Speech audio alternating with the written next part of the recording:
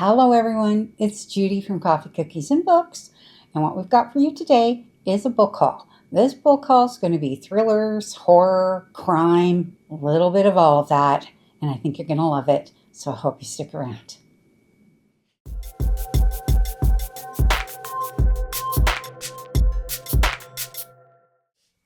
So great to see you, and before we get started, I would really love it if you could like and subscribe to the channel.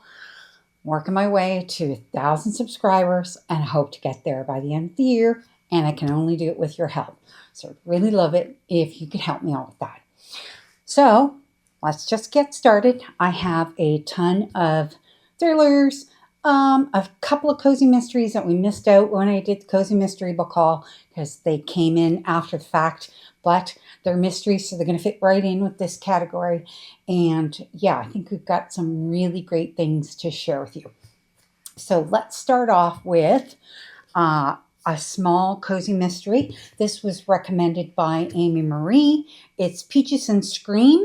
It's the first in the series by Susan Furlong, and Amy Marie has had nothing but good things to say about it. It says, when murder threatens her family's orchard, Nola May Harper is ready to pick out the killer and preserve the farm's reputation. I love that. I love the fact that it centers around a farm, centers around food. A lot of cozy mysteries do tend to center around that sort of thing. But yeah, so looking forward to, it's called A Georgia Peach Mystery. So this is number 1 in the series. I'm not exactly sure how many there are in the series at this point. I think maybe 3. Could be wrong. Could be thinking about another one. But so that's book number 1. Next one is Getting Old is Murder. And this is Meet Gladdy Gold, Florida's Oldest Private Eye by Rita Lakin. And it says, when it comes to sleuthing, you're never too old to start. She's not Miss Marple. Her friends are no Charlie's Angels. Nevertheless, 75-year-old Gladdy Gold and her gang of Fort Lauderdale retirees are out and about and hunting down a killer, one who is silently stalking them. So I absolutely love it. I love the picture in the front with all of them all sitting around the pool. That would be me. Okay, sitting around the pool, having a little drinky poo. Yeah, so enjoy that. I mean, I'm 64. I'm going to be 65 in January. I can totally relate. So looking forward to that one. I'm not sure how many are in the series. I think maybe 2 so far. But again, a recommendation from Amy Marie. So I checked it out and I thought it sounded like it would be fantastic. Really want to read this one. All right, then the next 2 are from the Christmas River series. Now, this series is called Christmas River because the place is called Christmas River, but not all the stories take place at Christmas, if that makes sense. This is book 1 and 2. I read, I think it was book 7. I got it for free off BookBub. And I read that. It was Christmas. It was actually at Christmas, and I read that I think in December last year. Absolutely loved it. Loved the characters, and so I thought, well, I'm going to enjoy reading this one. Now, book 1 does take place at Christmas. This book takes place in July, which I think is the second book, but I will read this because this kind of summarizes sort of the general idea of the book. It says, it's Christmas time again in Christmas River, and all hell is breaking loose. Pie baker Cinnamon Peters has plenty on her plate this season between running her popular pie shop, planning her upcoming wedding to the town's sheriff, and trying to lose weight to squeeze into her oh-so-perfect and oh-so-tight wedding dress. It's all Cinnamon can do to keep her head on straight. But when Cinnamon's cousin goes missing and strange acts of violent vandalism start plaguing Christmas River, Cinnamon is quickly pulled into a shady world of danger that threatens to send her careening career over the edge of sanity. Will Cinnamon make it to her wedding without losing her mind, or will she get dragged down into madness. So actually, now that I think about it, this is book 2. This is book 1. And in book 1, I believe that she's just like the sheriff is her boyfriend in this one. So this is book 1, because then it says book 2, and this one goes from book 2 to book 3. So I had the order out, but that's okay. This one is Mayhem in Christmas River and Madness in Christmas River. So I actually really love them. And and while they're short, they're not like super short. This one is a little over 250 pages.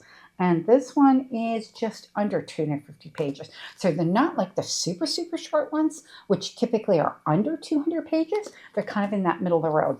So I like the size of the books, and I love the stories so far. So, and that's based on book 7, which was the initial book that I read. But continuing on from there. Okay. So the next one that was, again, recommended by Amy Marie is Resort to Murder. It is a Northwoods Mystery Book 1 by Annie McEwen. And love the cover. Cover's so beautiful. And it has golden retriever and a little Yorkie on the front. And we've owned both dogs in our family. So I really, really love that. When Amy Cooper's life in Chicago is turned upside down, the young interior designer retreats to her family's lake cottage resort in the beautiful Wisconsin Northwoods for a much-needed break. Hoping to clear her mind and gain some fresh perspective, she looks forward to enjoying a slower pace and the crisp, clean pine air at her beloved Cooper's Cove Resort with her family, dogs, and her best friend, Whitney. Unfortunately, her homecoming isn't as calm as she'd hoped when Emmy finds out a ruthless development company is relentlessly pressuring Lake Covington property owners, including Emmy's family, to sell their land so they can build an extravagant modern resort. That would ruin the quaint aesthetic of the area. And things only get worse when Emmy finds the dead body of one of the developers floating in the lake, murdered. So, police are involved, families involved. I'm like, yeah, all that good stuff wrapped up in a cozy mystery. So, love that one. Okay, so now we're going to get into kind of some of the serious stuff here. First one is a Megan Collins. It's called Thicker Than Water, and I've never read a Megan Collins. Now, I think I just ordered Cross My Heart. I think that's Megan Collins from Aardvark this month with 2 of the monthly choices. And I had wanted to get that one, and I was kind of on the fence with it and decided to get it with this batch. So it's coming, but I got this one from Book Outlet, and I thought I would give it a try. It says, some family bonds are a little too tight. Sister-in-law Julia and Sienna Larkin are devoted best friends and business partners, connected through Julia's husband and Sienna's brother Jason. To Sienna, her protective brother can do no wrong, and although Julia knows he isn't perfect, they've built a comfortable life and family together. But when Jason's boss is found brutally murdered with his lips sewn shut, the Larkins are shocked and unsettled. A few days later, their lives are upended further when Jason gets into a car accident and is placed in a medically induced coma. Soon, the police arrive and with news that he's the prime suspect in his boss's murder investigation. With Jason unable to respond, Sienna and Julia begin an investigation of their own, untangling a complicated web of secrets that threatens the very foundation of their friendship. Thicker Than Water. Okay, so that sounds really interesting. Looking forward to getting to that one. Really great thriller, it sounds like. Always good. I've never read one from her, so looking forward to that. Next one is The Perfect Marriage from Geneva Rose. And, of course, I've never read anything from her either. And I think this is the sequel to it, is The Perfect Divorce. And it's the same couple. So Sarah Morgan is a successful and powerful defense attorney in Washington, D.C. As named As a named partner at her firm, life is going exactly how she planned. The same cannot be said for her husband, Adam. He's a struggling writer who has had little success in his career, and he tires of his and Sarah's relationship as she is constantly working. Out in the secluded woods at the couple's lake resort, Adam engages in a passionate affair with Kelly Summers. But one morning, everything changes. Kelly is found brutally stabbed to death, and now Sarah must take on the hardest case yet, defending her own husband, a man accused of murdering his mistress. So I love the sound of that. I'm not usually one into kind of lawyer type dramas, but I just really liked the intrigue behind the fact that it's her own husband that she's defending. Although, I find that a bit of a conflict of interest.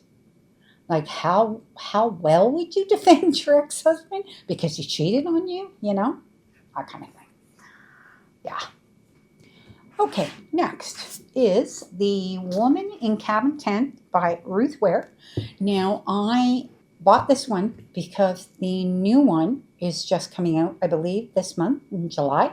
And I wanted to read this before reading I think it's a suite in Cabin 11 or something along those lines. Or The Woman in Suite 11. It's the same character, not the same story, but the same character running over into the second book. So I really wanted to read this one first. So this is The Woman in Cabin 10 by Ruth Ware. Travel writer Lo Blakelock's latest assignment is tantalizing. Write a story about a maiden voyage of a luxury cruise ship, Aurora. The promise of clear skies, calm waters, and a small list of well-heeled guests awaits. How could she say no?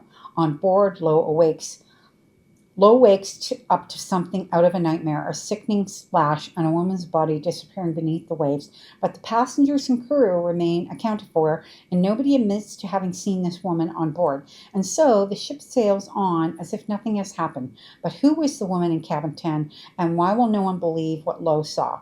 With surprising twists and spine-tingling turns, Ruth Ware offers up another taut and intense read, one that will leave even the most sure-footed reader restlessly uneasy long after the last page is turned.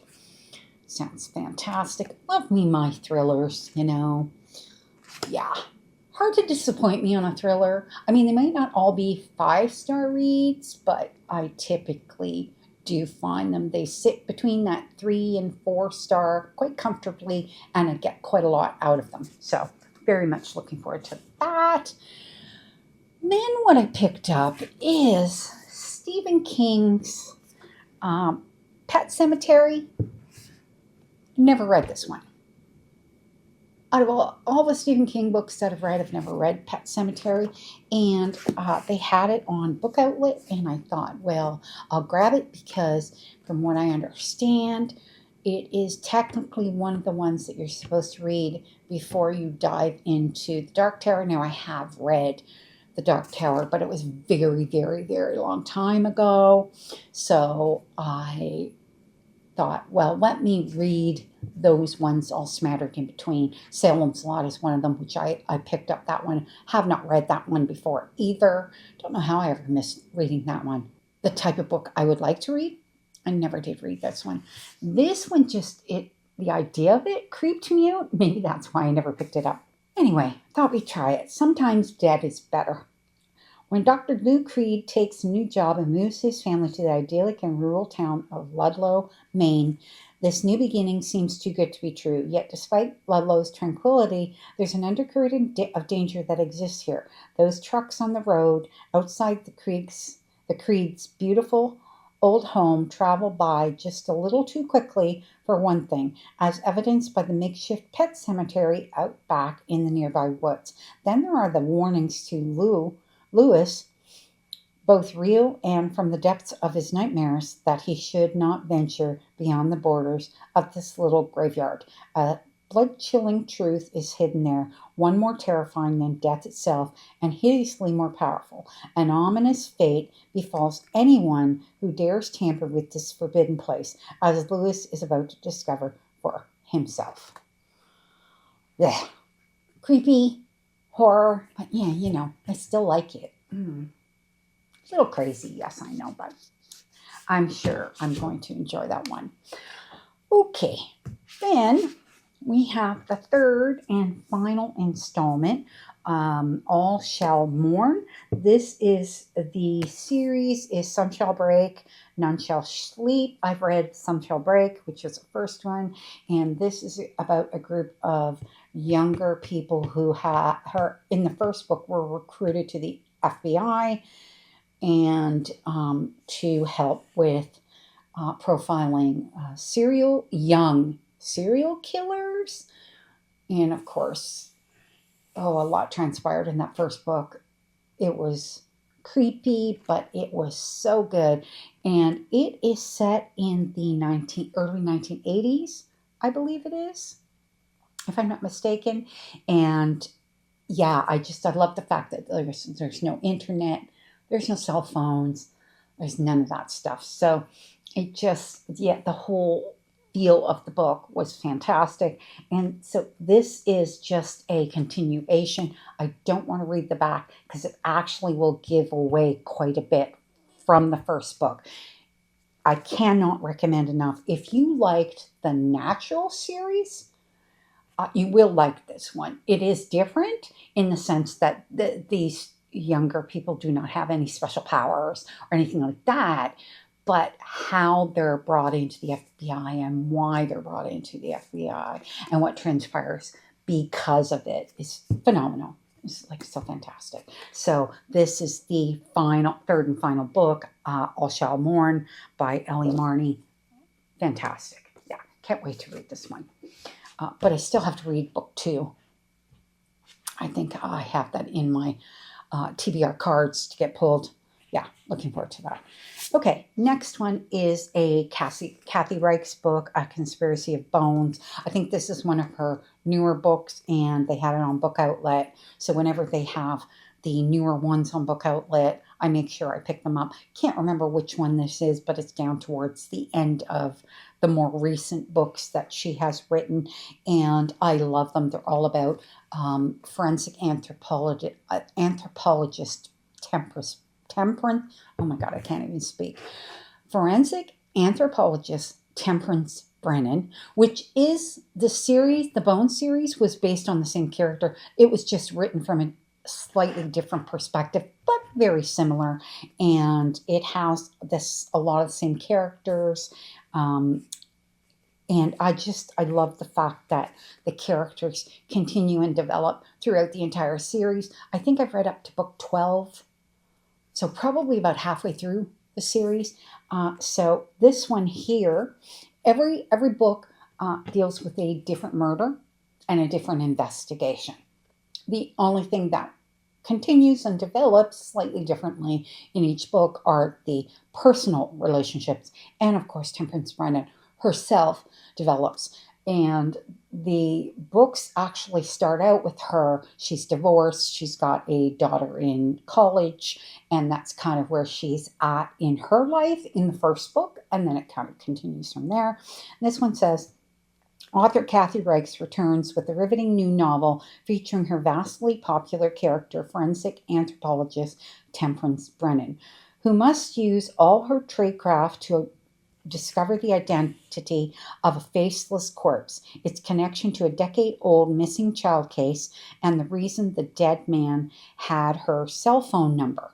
All the while, Tempe, still recovering from neurosurgery for an aneurysm, is battling nightmares, migraines, and what she thinks might be hallucinations. To discover the man's identity, Tempe must go rogue and work outside the system. Her new boss holds a fierce grudge and is determined to bar her from the case. But Tempe pulls forward anyway, utilizing cutting-edge forensic methods as she draws closer to the dark, astonishing truth. So, typically, I've read, like I said, 12 of her books. None of them rate under 3 stars, and several of them rate 4 and above. So, always enjoy. This one sounds extremely good.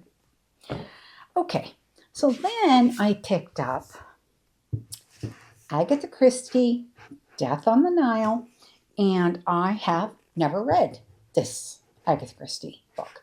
I took advantage again of Book Outlet, and because it was a great format. One thing I always check is I always try to check the formats, make sure I'm not getting one of those little rinky-dinky books, which are like these, size-wise. If I don't have to read a book that size, I won't read a book that size because I like something that flops, and that's very easy to read. So, and that's this one. And this is a beloved Hercule Poirot embarks on a journey to Egypt in one of Agatha Christie's most famous mysteries, now a major motion picture. The tranquility of a cruise along the Nile was shattered by the discovery that Lynette Ridgway had been shot through the head. She was young, stylish, beautiful, a girl who had everything until she lost her life. So obviously he is on the cruise with them, and he's the one who does the investigations. So love it. So I'm sure I will enjoy it, but yeah, it's one I have not read. Okay, then I picked up, these are book 2 and book 3 of the Dark Tower series. I grabbed book 1, very much. I got book 1 off Book Outlet, and noticed that Amazon had these formatted ones that are formatted for the same set as the first one, and I love the format of these. I think they're great. Super easy to read. So this is book 2, which is the drawing of the 3, and this one is book 3, which is the Wastelands. Now, I have read the entire set. Previously, it's been a really long time since I read. In my head, I remember clearly up to book 3. What happens clearly up to book 3. I don't remember a lot of what happens past book 3. Now, I don't know if that's because I didn't like the books after book 3. You know how it is when you don't like something, you just kind of conveniently forget it. Maybe that's why. Not 100% sure. But anyway, I thought what I would do is I'm going to get this. I would like to have the whole set because I do want it as a collector set, and because I think it's brilliant writing. Absolutely fantastic. And I put it in here because to me, it is a thriller, it is horror, it has adventure, and it has a little bit of fantasy element, I would say, for sure, built into it. And yeah, and it's brilliant Stephen King writing. So that's those two. All right, and moving on to the next ones that I have to share. Majority of these have all come from Book Outlet, except for a few from Book of the Month, and I think I've got one in here from Aardvark, but I will let you know when those come up. So from Book Outlet, I grabbed Mobile Home from River Solomon. I've seen reviews of this that have been both good and bad. But again, it's like I just kind of like to keep it to myself on what I think of the book, and if it sounds interesting to me. And I know I had read the synopsis, so I'll just read a little bit of it. The 3 Maxwell siblings have kept their distance from the lily white gated enclave outside Dallas where they grew up. It wasn't being the only black kids in the neighborhood that pushed the children to flee, but rather the strange and inexplicable things that began to happen in the house as soon as they moved in. Was it some cosmic trial, a demonic rite of possession into the upper class? Whatever it was, the Maxwells, steered by their formidable mother, stayed put, unwilling to abandon their home, terrors, and trauma be damned. Basically, it looks like as adults they got away, but then when their parents died, they had to come back to the creepy house.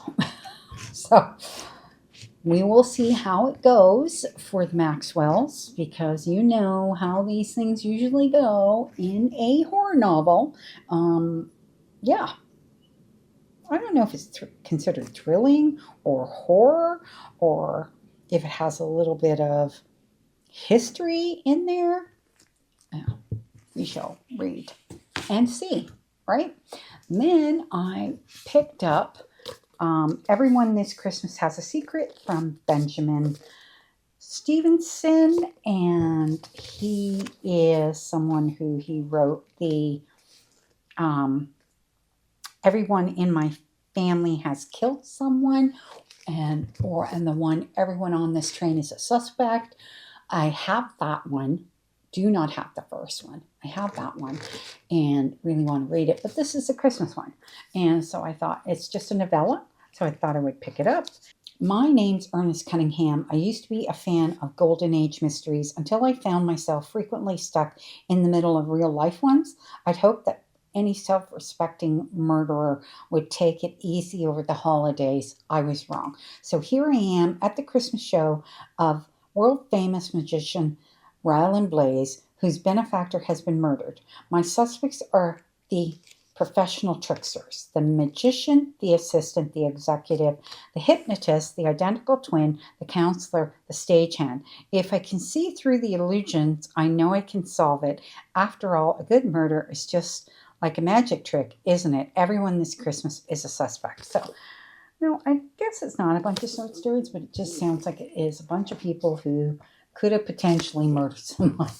So, always good fun, right? Yes. So that one's good. Then I grabbed another fairly short one. You Better Watch Out, a thriller. This again is a Christmas thriller. And it says 48 hours until Christmas. Jessica Kane wakes up with blurred vision and ringing ears and excruciating pain. The last thing she remembers is going for a run and something or someone hitting her on the head, leaving a gash and blood running down her face. It doesn't take Jessica long to realize she is trapped in an unknown deserted town with 5 other strangers who share similar stories of being attacked and stranded. Unsure why and how they got there, Jessica knows one thing for certain: she has to find a way out. That becomes nearly impossible when someone begins meticulously orchestrating the captive's death one by one. The only thing Jessica can do is watch the life leave their eyes. The fenced-in town is the killer's very own playground, and there's nowhere left to hide. She better watch out because she could be next. Okay, yeah, creepy. Thriller, horror. It's by James S. Murray and Darren Wearmouth. So, a duo and super creepy. So, that one's on. But, those are for Christmas, because, you always have to have a couple of creepy books for Christmas, right? Yeah, so when I saw them on Book Outlet, I was like, yeah, I'm going to grab them. Okay, so then next we have The Kind We're Saving by Peter Swanson. And this is a large edition, which I love because the print is really big in it. I'm old, so it's harder to read at my age, right? There was always something dangerous about Joan. So when she turns up at a private investigator, Henry Himble's office, he can't help feeling ill at ease. Just the sight of her elicits a chilling memory. He knew Joan in his previous life as a high school English teacher when he was at the center of a tragedy. Now Joan needs his help to confirm a simple case of her husband's infidelity. But it becomes more complicated when Kimball finds 2 bodies in an uninhabited suburban home. Suddenly, it feels like the past is repeating itself, and Henry must go back to one of the worst days of his life to uncover the truth. Could there still be a killer out there? Determined to find out, Henry enlists help from his old nemesis, Lily Kintner. But as he steps closer to the truth, a murderer is getting closer to him, and in this hair-raising game of cat and mouse, only one cat and mouse. I can't even speak English today. Only one of them will survive. Oh my God. Yeah, that sucked. Okay, just ignore that. I tried best I can. Sounds good. Really looking forward to it. as I do with all of these books because I love reading thrillers. So, and I love the format on that one. Now, again, book outlet. Okay. Then I have Daughter of Mine from Megan Miranda, again from Book Outlet. Book Outlet. And I've never read any of Megan Miranda's books. So, and I have heard this one is actually quite good. The discovery of the first car was a shock. The second car was a pattern, a warning, the key to a decades-old mystery that may be better off left in the past. Mirror Lake, nestled in the mountains of North Carolina, is a beautiful waterfront community where neighbors know neighbors, family businesses are the norm, and the small town way of life seems to go on year after year uninterrupted. When the long-serving detective dies suddenly, his daughter Hazel Sharp returns home after nearly 10 years, wary of the place and people she's left behind. But Hazel isn't the only relic of the past to resurface. A drought has descended on the region, and as the water level in the lake drops, long hidden secrets begin to emerge. Soon, Hazel finds evidence that may finally explain what happened to her mother, who disappeared when Hazel was a teenager, taking the family savings with her. But unearthing the mysteries of the past sets Hazel on a dangerous search to uncover the truth buried at the heart of her hometown and maybe even her family. So, creepy books. Good books, but creepy books. So, that is Daughter of Mine by Megan Miranda. Okay. Then I picked up Long Time Gone by Charlie Donnelly, and I have wanted to try this author for quite some time. They just come out with a new one that I think is dropping at the end of July, so I thought, well, I grabbed this one, and then I have another one that's coming from Book Outlet that haven't gone here yet. I can't remember what the title of it, but it's by the same author, so I thought I would give this a try. It says, when Dr. Sloan Hastings submits her DNA to an online genealogy site for a research assignment, her goal is to better understand the treasure trove of genetic information contained on ancestry websites. Brilliant and driven, Sloan is embarking on a fellowship forensic pathology training under the renowned Dr. Livia Cuddy. Sloan has one reservation about involving herself in the experiment. She's adopted. Grateful for a loving home, she's never considered tracking down her biological parents. The results of her search are shocking. Sloan's DNA profile suggests her true identity is that of Charlotte Margulies, aka Baby Charlotte, who captured the nation's attention when she mysteriously disappeared along with her parents in July of 1995. Despite an exhaustive search, the family was never seen again, and no suspects were named in the case. I will leave it there. Always love something like that. Mystery, a little thrilling, and yeah, and her finding out about her life that way, yeah. A little bit creepy, but I love the premise of it. Okay, then we have by Ashley Winstead, Midnight is the Darkest Hour. Now, this one was suggested by a few people, and I read Ashley Winstead for the first time. This book will bury me, and I actually didn't care for it, but plan to reread it because I read it during a readathon, and it was during a period where I was reading a ton of books, and I don't know if that I was just not able to appreciate it. So I wanted to read that, but I thought I would get another one of her books because I have heard that she's a wonderful author, and I didn't want to base my judgment on that one book. So this one was suggested. So I thought I'd grab it. Book Outlet had it, so I thought I'd pick it up. It says, a killer haunts a small southern town, and two outcasts, the preacher's daughter and the boy from the wrong side of the tracks, hold the key to uncovering the truth. So this one sounds like it's actually a thriller, like crime involved thriller.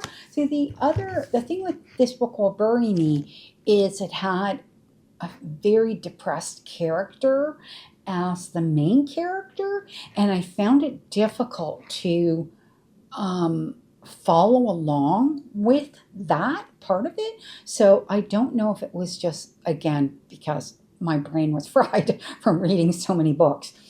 So I will go back and try it again, but I like the premise of this one a little bit better, and that it's two characters, and that it's clearly, obviously, a thriller. So, yeah, we will try that one.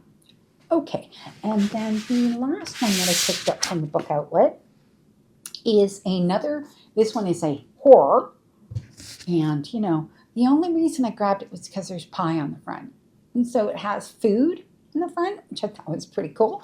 And it says, so what is it? We Came to Welcome You by Vincent Tirado, Dream House, Nightmare Neighbors. If you've ever lived in a house, you never know who lives around you. Lucky for me, I have wonderful neighbors, but you never know, right? There was a gnarled tree just at the corner of the house, large popping roots wrapped around it like veins, dark brown, unlike the white bark trees she had seen all throughout the neighborhood. It was strange to see it there, so close to the house, it almost seemed to merge with it at the base, growing outward like a tumor. Despite only being the very beginning of fall, the tree branches were already bare.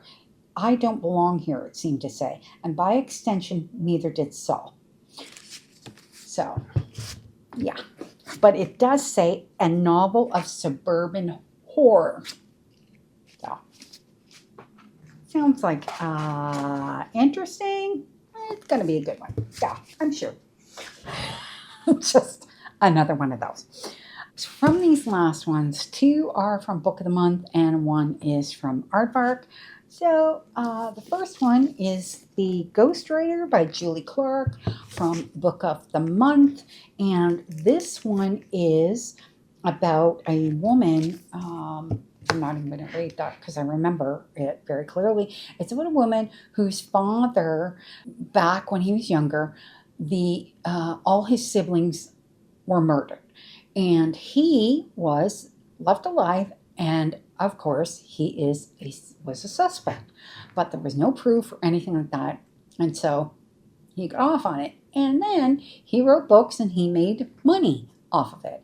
Now, his daughter, who is a writer, but she's kind of down and out, so he says, well, I'm going to hire you to ghostwrite something. And it turns out that he wants her to ghostwrite his autobiography and about what happened back. I thought, which is like super creepy. She's his daughter, but so she has no idea what to expect, and neither do we, because we don't know if he did it or not, and we don't know if that is what's going to come out of this whole entire thing. So it's going to be interesting to find out, and I'm very much looking forward to reading that one.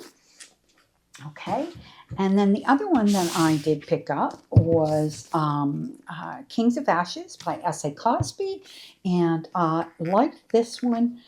Now, I read All the Sinners Bleed, and I think I read that in May. Absolutely loved it. Fantastic book. So when this one came out, Book of the Month, I had to grab it. It says, a son returning home, a dangerous debt, secrets about to ignite, and a family about to be consumed by flames.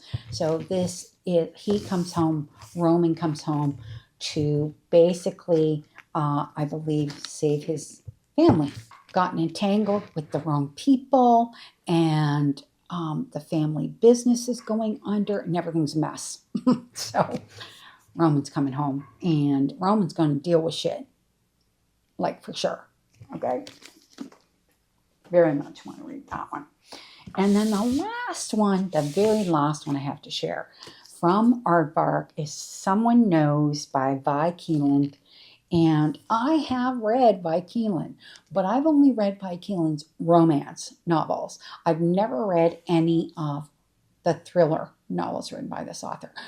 And when I saw this one on Aardvark and I read the synopsis, I actually featured this. I think it was in my May releases, what's coming in May. And this was one of the featured ones. And I remember thinking that I was quite interested in it. So when it came up on in Aardvark, I was like, yeah, I got to grab that one. It says, Professor Davis knows that everyone has a story, and she'll teach you how to tell yours, as long as you don't ask about her own past. But someone knows. So grab a pen and some paper, get ready to take notes, because the truth is, this story is far from over. So I think this has to do with her past and her best friend and a dead professor and her involvement in all of that. So very much looking forward to that.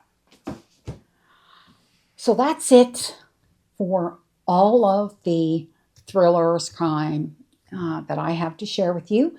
Now, I do still have one more video to share, and that is going to be the romance books that I have picked up over the last 3 months or so. So I'm looking forward to bring those to you.